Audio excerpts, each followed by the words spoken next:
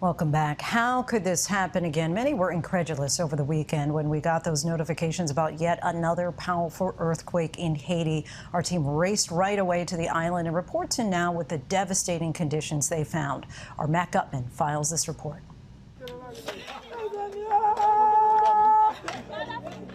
Lucia Seville and her family dug 2 graves this week, one for her 18-year-old daughter, Rosna, and the other for her 1-year-old grandchild. Both were killed in Haiti's earthquake Saturday. The grief in that cemetery of broken tombs felt physical. Like so many here, she couldn't afford coffins. She took us down the road to her house, clutching a surviving daughter's arm. She led me down that slope, her house flattened. She described having to crawl on her belly to pull family members out of the rubble, including the lifeless body of her daughter. With a magnitude of 7.2, this earthquake even more powerful than the cataclysmic earthquake of 2010. This time ripping through many rural areas in Haiti's southwestern peninsula, like where Lucia lives in the town of Marcelin. The damage here, unimaginable. The earthquake shearing off sides of mountains, pulverizing tens of thousands of homes, and killing around 2,000 people. With roads impassable, some of the dead had to be ridden out of villages on the backs of motorbikes. The earthquake tore this voodoo temple right off the mountain. Now, these firefighters have been working here for 2 days now. They believe there are more bodies in the rubble, and this goes on for house after house. Hospitals gutted by the quake are filled with patients, many of them in tents or hallways.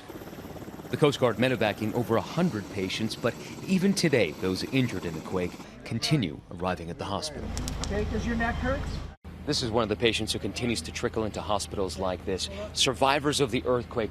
He has a double pelvic fracture who have been suffering for days without medical care. And tonight, like Lucia, hundreds of thousands remain homeless. And just 36 hours after Tropical Storm Grace plowed through here, these quake victims getting soaked as they waited for care at a hospital.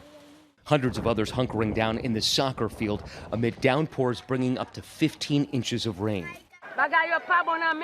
It's not good here by the coast. My home was destroyed. I have nothing.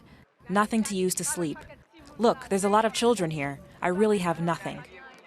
But many chose to ride it out closer to their unlivable homes. Sarah and her extended family had been staying outside under this leaky tarp. Held up by a stick, and that's all they have right now. Whoa! And I asked them why they were smiling. They answered, because they're alive.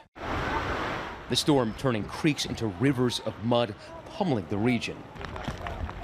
The following morning, we went back to check on Sarah and her family. This is what's left of the tarp that they were under earlier.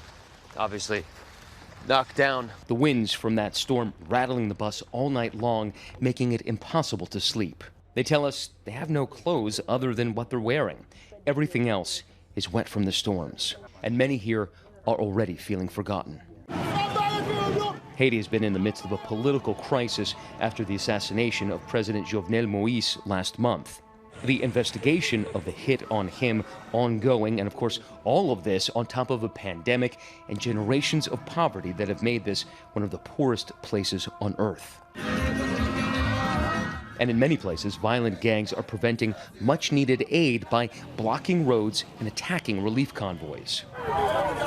And some of the aid being doled out, unleashing chaos. All over the world, they come to help because the need is great. We need people to come to help. We need American, we need Canadian. UNICEF estimates it'll need at least $15 million to respond to just the most urgent needs. The U.S. has sent an amphibious warship to assist in relief efforts, but for many Haitians living in rural areas like Lucia, getting any aid has been impossible. We're checking in on Lucia. It's obviously still raining pretty hard right after that storm.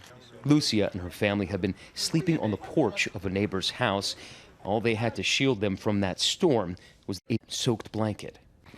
I have nobody but God. Even if you did have a friend, everyone else is in the same situation, so they have to help themselves first before they help me. Lucia showed us some of the old photos in her album of Rosna, never dreaming that the album of memories would be all that she had left. Before we left, I asked her if she could ever recover, and she replied, "I will never stop crying." Matt Guttman, ABC News, Haiti.